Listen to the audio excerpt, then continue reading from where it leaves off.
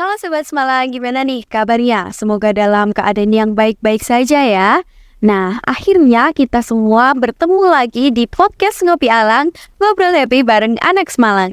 Bersama saya, Auliana Lili yang akan menemani Sobat Semalang semua dalam beberapa waktu ke depan. Sebelumnya, saya mewakili seluruh tim Ngopi Alang mengucapkan Selamat Hari Raya Idul Fitri. Mohon maaf lahir dan batin. Well, Sobat Semalang, di bulan April ini kita tidak hanya merayakan satu hari besar saja, tetapi ada beberapa hari besar lainnya, seperti Hari Raya Idul Fitri dan juga Hari Kartini yang saat ini kita rayakan. Nah, kita semua tahu bahwa Raden Ayu Kartini adalah pahlawan dari tanah Jawa yang memperjuangkan emansipasi wanita, yaitu kesetaraan antara perempuan dan juga laki-laki. Karena pada saat itu, perempuan dianggap sebagai kaum bawah yang tidak perlu mengenyam pendidikan tinggi-tinggi seperti laki-laki, karena perempuan hanya dianggap akan menjadi ibu rumah tangga saja. Nah, Kartini sendiri adalah anak kelima dari 11 bersaudara baik kandung maupun tiri. Nah, dari saudara kandung, Kartini adalah anak perempuan tertua. Karena Kartini bisa berbahasa Belanda, di rumah, ia belajar menulis surat sendiri untuk teman-teman korespondensi yang berasal dari Belanda. Salah satunya bernama Rosa Abendana. Kita semua pasti tahu ya tentang nama itu. Nah, dari buku-buku, koran, dan majalah Eropa, Kartini mulai tertarik pada kemajuan berpikir perempuan Eropa. Nah, dari sinilah timbul keinginan Kartini untuk memajukan perempuan-perempuan pribumi karena ia melihat perempuan pribumi berada pada status sosial yang rendah. Nah, langsung saja Sobat Semalang, kita semua sudah bersama dengan Ibu Eko Praptinisi. Halo Ibu Eko. Alhamdulillah ya Bu, kita bisa alhamdulillah ya. Mana kabarnya Ibu? Alhamdulillah baik, sehat. Alhamdulillah.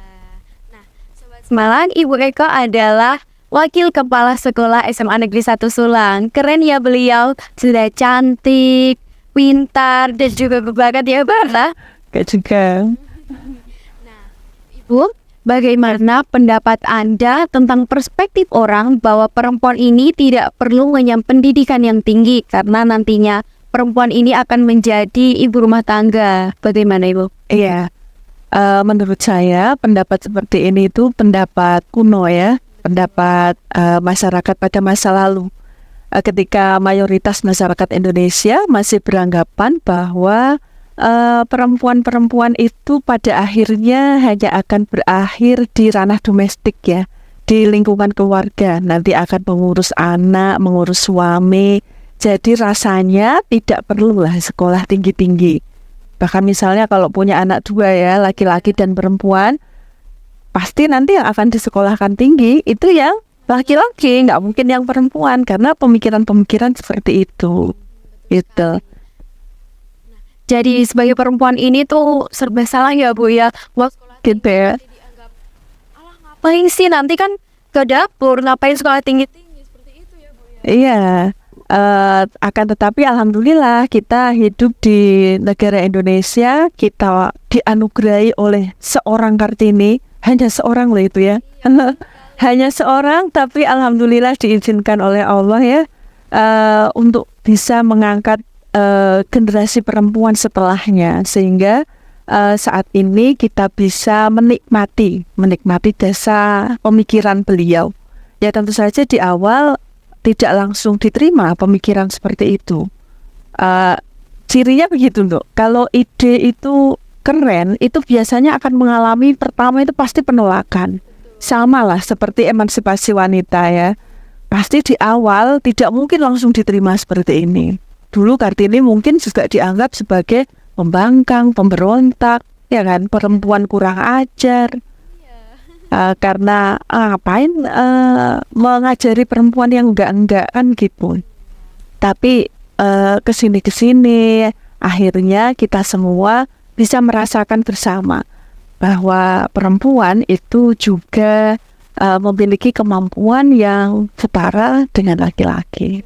Alhamdulillah. Ibu, di hari Kartini ini tentunya hari semua perempuan di Indonesia. Ya. Nah, saya berpikir bahwa semua perempuan itu cantik, betul Ibu? Iya, cantik. Yang berpikir bahwa perempuan kan cantiknya itu relatif. Ada yang menurut si A ini jelek, ini nggak cantik, tapi semua perempuan pada dasarnya itu cantik. Nah, menurut Ibu, definisi cantik yang sebetulnya itu seperti apa sih, Bu? Apakah itu tentang cara berpikirnya, atau cara bicaranya, atau bagaimana, Ibu? Pertama, saya menganggap bahwa cantik itu adalah produk sosial, ya, sebuah produk lingkungan, bentukan. Maka ketika dia menjadi produk sosial, konsekuensinya adalah akan berbeda di masing-masing masyarakat. Standar kecantikannya jadi berbeda. Di masyarakat A, misalnya taruhlah misalnya di masyarakat Korea, yang sekarang ini lagi booming ya, budaya Korea ya. Masyarakat Korea menganggap cantik itu putih, wajahnya V, bikinnya tirus, laksing. Nah, nanti akan di masyarakat Cina beda lagi, standar cantik beda lagi.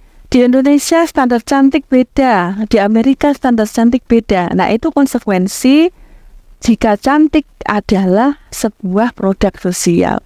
Kalau di Indonesia mungkin kita yang perempuan ini tergila-gila dengan kulit putih gitu ya, wajah putih glowing gitu ya. Mungkin di Amerika akan berbeda. Justru di sana bukan whitening yang dijual, tapi biar kulitnya bisa coklat, iya kan? Kayak Agnes Monica. Agnes Monica di Amerika itu dia nggak memutihkan kulit malahan, tapi malah membuatnya menjadi gelap karena cantik di Amerika itu ketika berkulit gelap. Menempati kulit gelap itu di Amerika menempati strata yang atas, karena itu menunjukkan masyarakat atau orangnya suka berlibur di negara-negara tropis. Nah, berarti dia menempati lapisan atas. Nah, di Amerika begitu, di Indonesia begitu. Nah, pertama itu cantik adalah produk sosial. Kemudian yang kedua, bahwa menurut saya cantik itu adalah sebuah kombinasi dari kecantikan luar, seperti misalnya badan yang sehat, yang bersih, nggak jorok, ya kan? Dipadu dengan kecantikan dalam. Misalnya seperti kecantikan dalam itu? Cara berpikir, pola pikir, cara mengambil keputusan, iya. Nah, jadi kombinasi itu baru nanti menghadirkan atau kesan cantik. Nah, jadi seperti itu. Tapi pada dasarnya semua perempuan itu cantik pada porsinya masing-masing. Ya, cantik pada porsinya masing-masing. Ternyata, Bu, di zaman ini banyak sekali generasi-generasi muda, Gen Z, yang tidak peduli dengan masa depannya. Dia hanya berpikir bahwa ini loh, aku di masa sekarang ini, teman-temanku banyak. Di masa-masa ini, aku ini loh keren, aku bisa gini, bisa gitu. Tapi mereka tidak berpikir bagaimana dirinya di masa depan. Bagaimana menurut Ibu tentang demikian? Iya, mungkin hal-hal seperti ini itu jadi sebuah fenomena ya. Betul.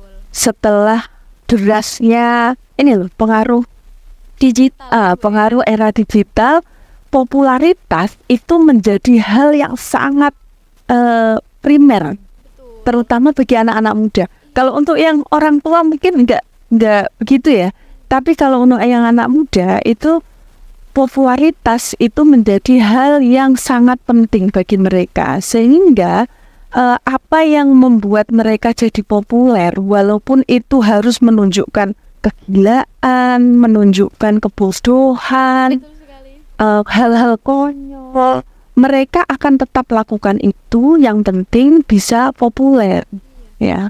Nah, menurut Ibu sendiri, mungkin nanti ada pesan-pesan untuk Sobat Semangat semua agar tidak tergerus dengan zaman-zaman digital yang menjerumuskan ini. Monggo, Ibu. Iya, sebetulnya digital seperti ini tuh ya sama ya, kayak pisau ya. Pisau itu kan bermata dua ya. Dia bisa bermanfaat ketika kita bisa membawanya ke arah yang baik, tapi dia pun sebetulnya bisa melukai. Pisau kan seperti itu ya. Nah, sama seperti digital juga begitu. Ketika kita menggunakannya untuk hal yang positif, untuk meningkatkan kualitas, skill, ya bisa dipakai ke arah yang baik. Tapi kalau kita tidak bijaksana, ketika menggunakannya, maka yang terjadi adalah ya seperti itu, hal-hal yang bisa merugikan. Sobat Semalang, kita harus bijak-bijak dalam bersosial media ya. Jangan sampai kita nantinya terjerumus ke arah yang tidak benar. Menurut Ibu, bagaimana sikap yang seharusnya diterapkan perempuan-perempuan muda zaman sekarang, terutama Gen Z ya, seperti saya, yang berada di zaman yang serba digital ini, agar nantinya perjuangan Raden Ayu Kartini ini tidak Sia-sia. Yang pertama adalah bersyukur bahwa kita perempuan itu sampai di titik ini. Kita bisa sejajar dengan laki-laki, tidak hanya dalam hal memilih profesi ya, tapi yang terpenting adalah pengambilan keputusan. Kita bisa diperhitungkan, baik di ranah keluarga maupun di ranah publik. Di ranah keluarga, kalau kita mau membandingkan zaman dulu, namanya perempuan atau orang tua perempuan itu kan pendapatnya tidak perlu untuk didengarkan. Ya, yang dominan adalah pendapat orang tua laki-laki. Tapi kalau hari ini kan enggak. Hari ini tuh parenting, perempuan, ibu maupun bapak itu pendapatnya itu sama-sama penting, sama-sama dipertimbangkan. Itu kalau di keluarga. Di ranah sosial masyarakat yang lebih luas juga begitu.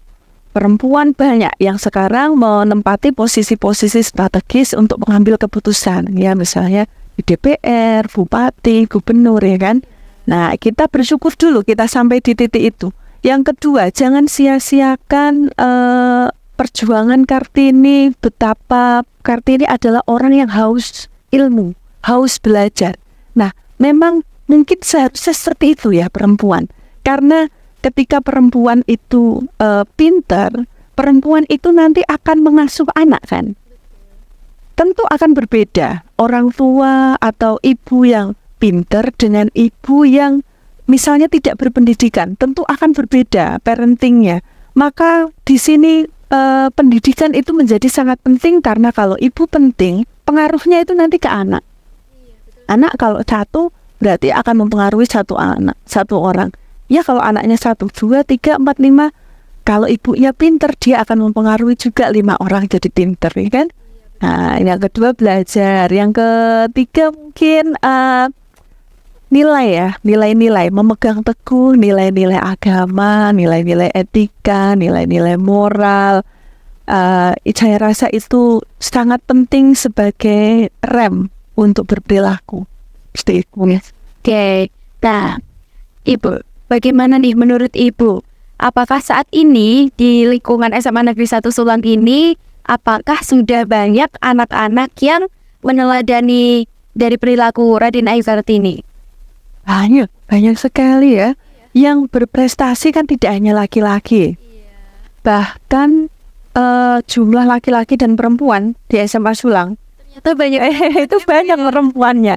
Dari sisi kuantitas saja, insya Allah ya kita sudah meneladani nilai-nilai yang diajarkan oleh Kartini. Perempuan-perempuan rajin untuk belajar dari segi jumlah.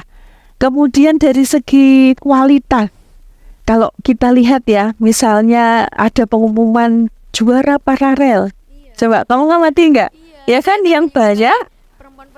Yang banyak justru yang perempuan-perempuan ya yang maju ke depan. Nah, kemudian kemarin juga ada lomba olimpiade, itu alhamdulillah lomba-lomba perempuan juga, anak-anak perempuan tidak kalah berprestasi dari yang laki-laki. Hanya yang perlu diingat tuh, relasi antara laki-laki dan perempuan itu bukan relasi untuk dipersaingkan ya, untuk dikompetisikan, bukan.